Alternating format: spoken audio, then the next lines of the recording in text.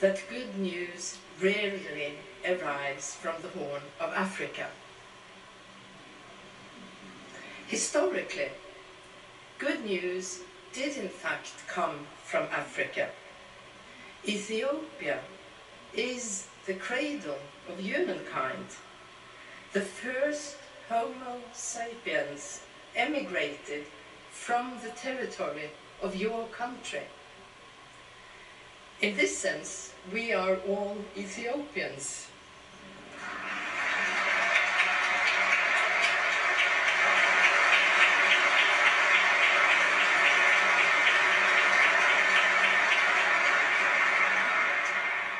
Your country has a unique history, also within an African context, since it was never colonialized by any Western power. It is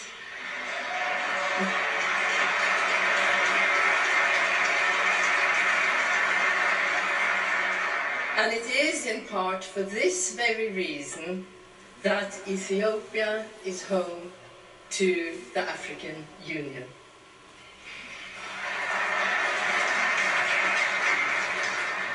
But the good news of today is your endeavors to establish a new order of peace initiatives, openness, and peaceful mediation to find new solutions to old disputes.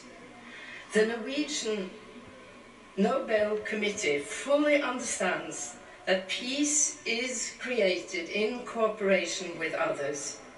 But when we are awarding the Peace Prize to you as an individual, because you have personally made an extraordinary difference across several arenas, it is the totality of your efforts that convinced us that it is you, Mr. Prime Minister, who have made the most significant contribution to peace in the past year. In phrasing my statement this way, I am in fact quoting the terms of the will of Alfred Nobel. You have also fulfilled another requirement according to the will, namely to strengthen fraternity both between peoples and between nations. The first African to receive the Nobel Peace Prize, Albert Luthuli, eloquently expressed the vision of the Peace Prize in his acceptance speech here in Oslo on 10 December 1961. Speaking as a minister of the Church shortly before the Christmas holidays, he said, "May the day come soon when the people of the world will rouse themselves and together effectively stamp out any threat to peace in whatever quarter of the world it may be found. When that day comes, there shall be peace on earth and goodwill amongst men, as was announced by the angels." Albert Luthuli's vision probably exceeded even Alfred Nobel's imagination.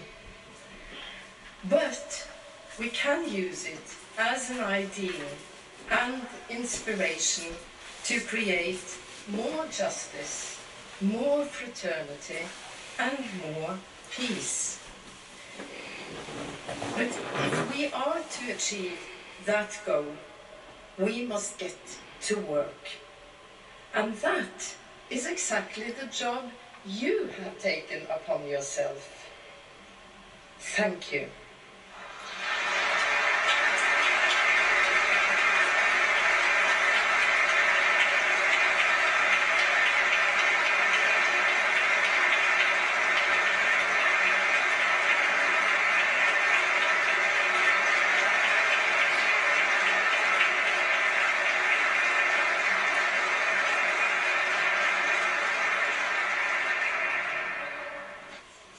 Mr. Prime Minister, I got lost in words. I'm here to give you an award in the form of a diploma and a gold medal.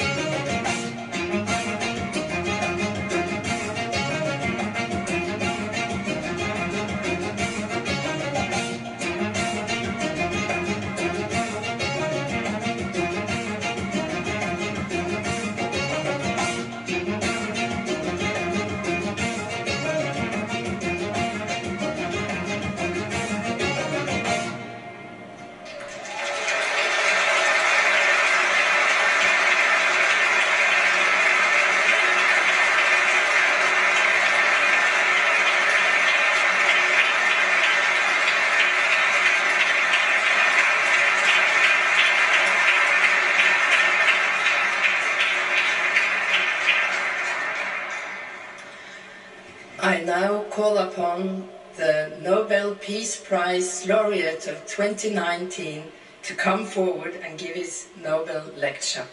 Prime Minister.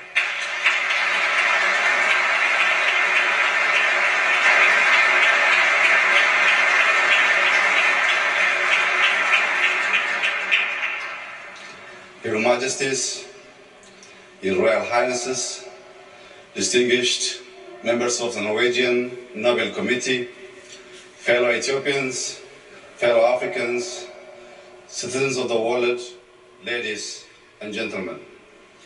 I am honored to be here with you today and grateful to the Norwegian Nobel Committee for recognizing and encouraging my contribution to a peaceful resolution of the border dispute between Ethiopia and Eritrea. I accept this award on behalf of Ethiopians and Eritreans, especially those who made the ultimate sacrifice in the cause of peace.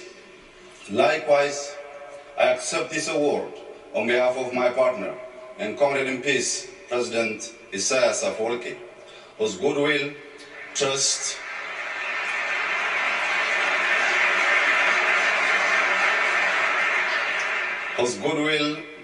and commitment were vital in ending the two-decade deadlock between our countries. I also accept this award on behalf of Africans and citizens of the world for whom the dream of peace has often turned into a nightmare of war. Today, I stand here in front of you talking about peace because of faith. I crawled my way to peace through the dusty trails of war years ago. I was a young soldier when war broke out between Ethiopia and Eritrea.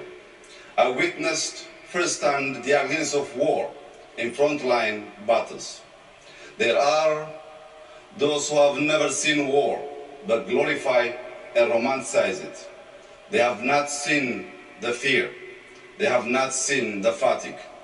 They have not seen the destruction or heartbreak, nor have they felt the mournful bitterness of war after the carnage. War is the epitome of hell for all involved. I know because I have been there and back. I have seen brothers slaughtering brothers on the battlefield. I have seen older men, women and children trembling in terror under the deadly shower of bullets and artillery shells. You see, I was not only a combatant in war, I was also a witness to its cruelty and what it can do to people. War makes for bitter men, heartless and savage men. 20 years ago, I was a radio operator attached to an Ethiopian army unit in the border town of Baduma. The town was the flashpoint of the war between the two countries. I briefly left the foxhole in the hopes of getting a good antenna reception. It took only but a few minutes, yet upon my return, I was horrified to discover that my entire unit had been wiped out in an artillery attack. I still remember my young comrade in arms who died on that ill-fated day. I think of their families too. During the war between Ethiopia and Eritrea, estimated 100,000 soldiers and civilians lost their lives. The aftermath of the war also left untold numbers of families broken. It also permanently shattered communities on both sides. Massive destruction of infrastructure further amplified the post-war economic burden. Socially, the war resulted in mass displacements, loss of livelihoods, deportation, and denationalization of citizens. Following the end of active armed conflict in June 2000, Ethiopia and Eritrea remained deadlocked in stalemate of no war, no peace for 2 decades. During this period, families were split over borders, unable to see or talk to each other for years to come. Tens of thousands of troops remained stationed along both sides of the border. They remained on edge, as did the rest of the country and region. All were worried that any small border clash would flare into a full-blown war once again. As it was, the war and the stalemate that followed were threats for regional peace, with fears that a resumption of active combat between Ethiopia and Eritrea would destabilize the entire Horn region. And so, when I became Prime Minister about 18 months ago, I felt in my heart that ending the uncertainty was necessary. I believed peace between Ethiopia and Eritrea was within reach. I was convinced that the imaginary wall separating our two countries for much too long needed to be torn down. And in its place, a bridge of friendship, collaboration, and goodwill has to be built to last for ages. That's how I approached the task of building peace, a peace bridge with my partner, President Isaias Afwerki. We were both ready to allow peace to flourish and shine through. We resolved to turn our swords into plowshares and our spears into pruning hooks for the progress and prosperity of our people. We understood our nations are not enemies, and instead we were victims of the common enemy called poverty.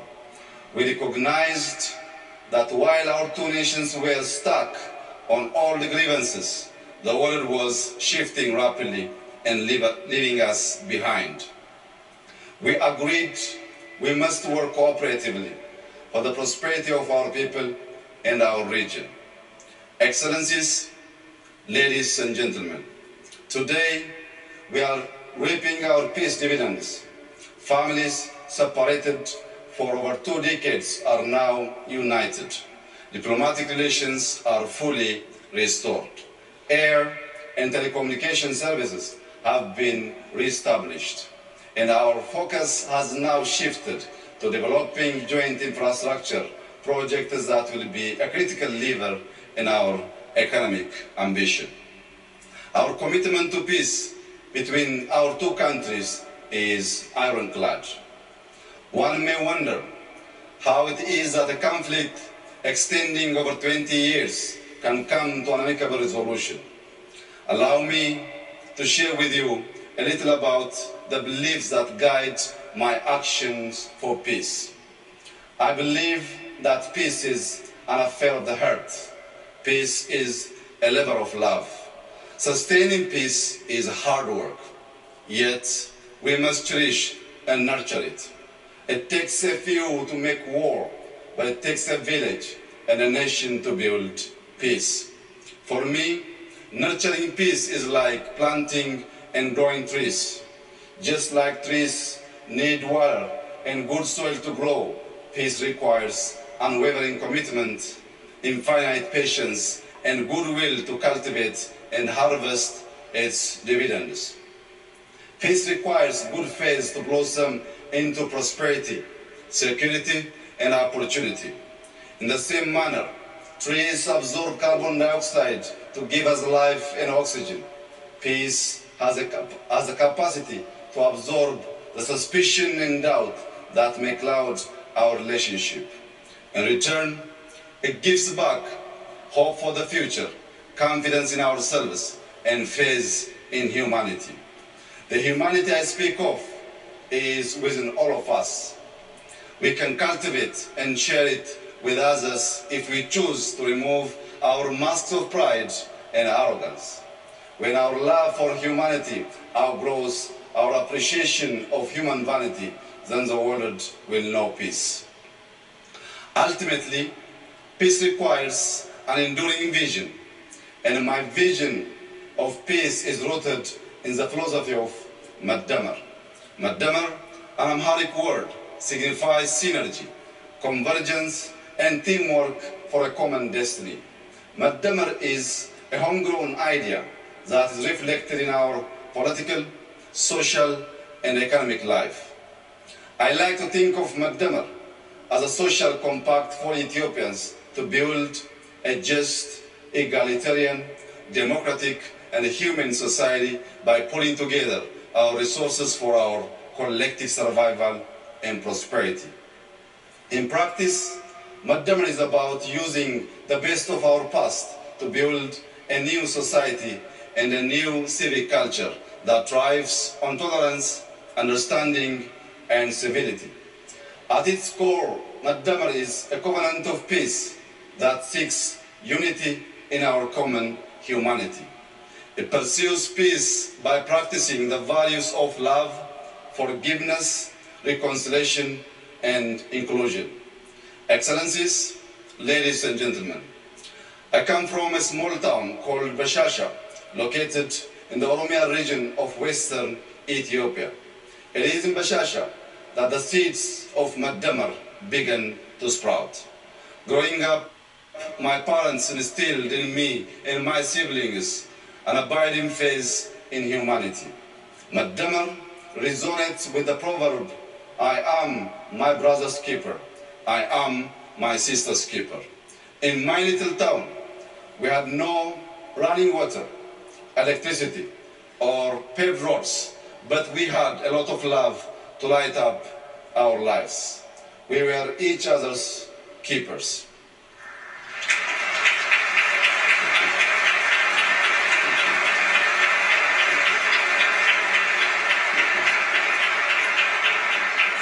Faith, humility, integrity, patience, gratitude, tenacity, and cooperation, of course, are like a mighty stream. And we travel together on three country roads called love, forgiveness, and reconciliation. In the Madamar idea, there is no us and them. There is only us, for we are all bound by a shared destiny of love, forgiveness, and reconciliation. For the people in the land of origins, in the 13 months of sunshine, Madamar has always been second nature. Thank you very much.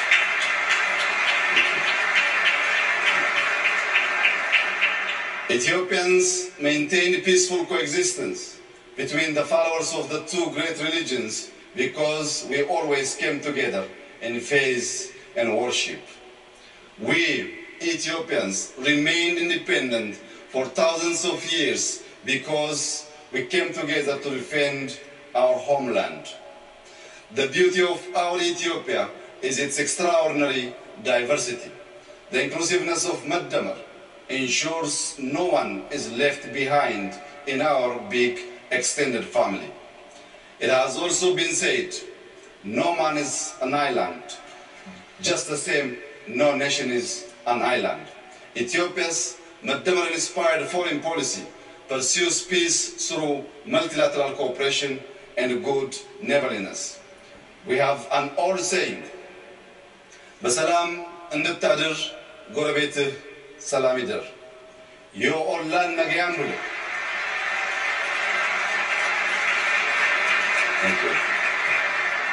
የኦላን ነገያን ብሎ ነጋም ብለኒ.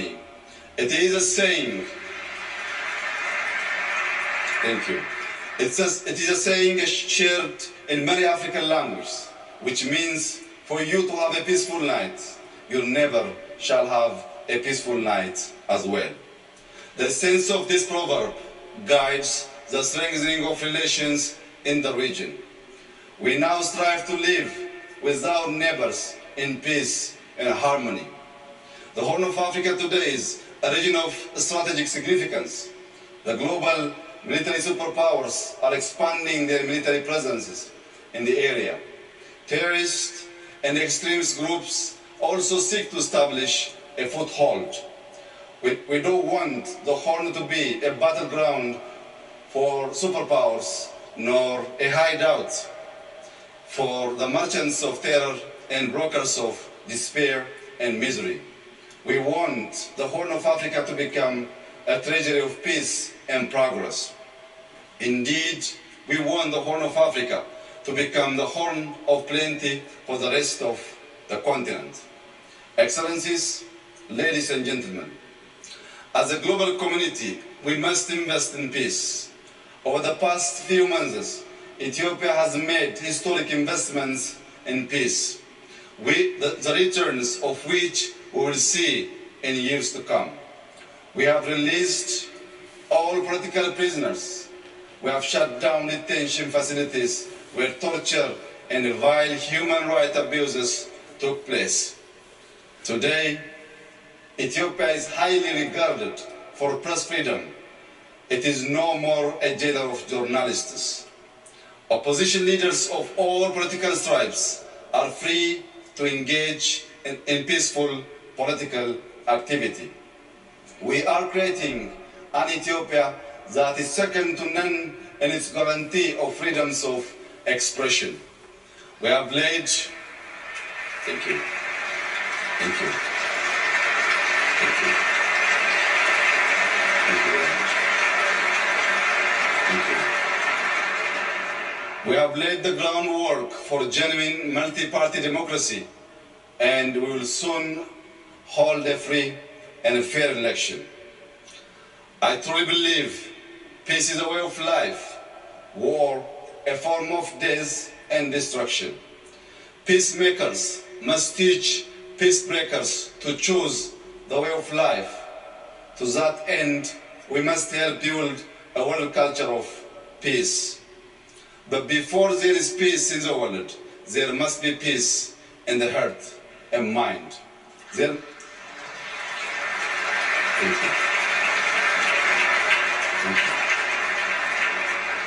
There must be peace in the family, in the neighborhood, in the village, in the towns and cities. There must be peace in and among nations. Excellencies, ladies and gentlemen, there is a big prize for enduring peace. A famous protest slogan that proclaims "No justice, no peace" calls to mind that peace thrives and bears fruit when planted in the soil of justice. The disregard for human rights has been the source of much strife and conflict in the world. The same holds in our continent, Africa. It is estimated that some 70% of Africa's population is under the age of 30. Our young men and women are crying out for social and economic justice. They demand equality of opportunity and an end to organized corruption. The youth insist on good governance based on accountability and transparency. If we deny our youth justice, they will reject peace. Standing on this world stage today, I would like to call upon all my fellow Ethiopians to join hands and help build a country that offers equal justice, equal rights, and equal opportunities for all its citizens.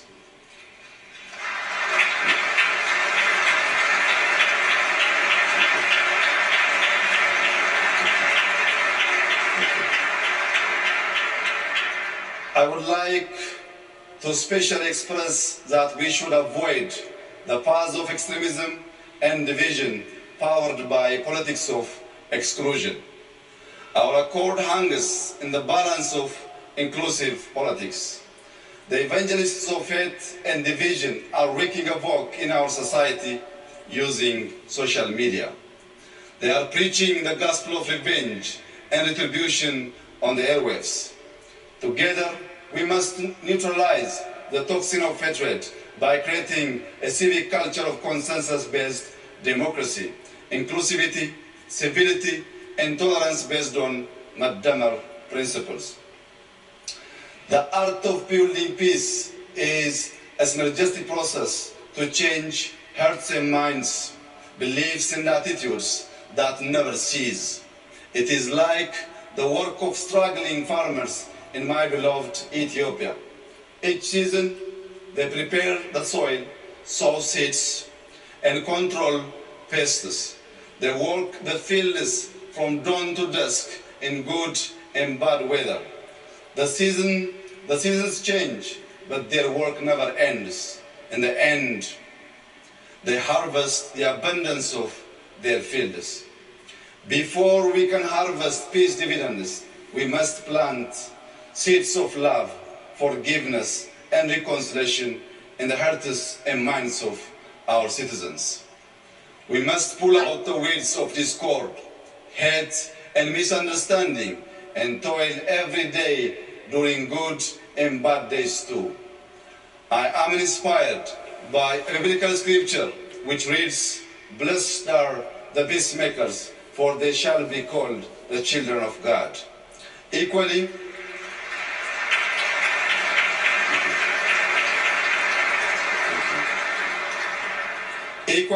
I am also inspired by Holy Quran verses which reads, "Humanity is but a single brotherhood, so make peace with your brethren."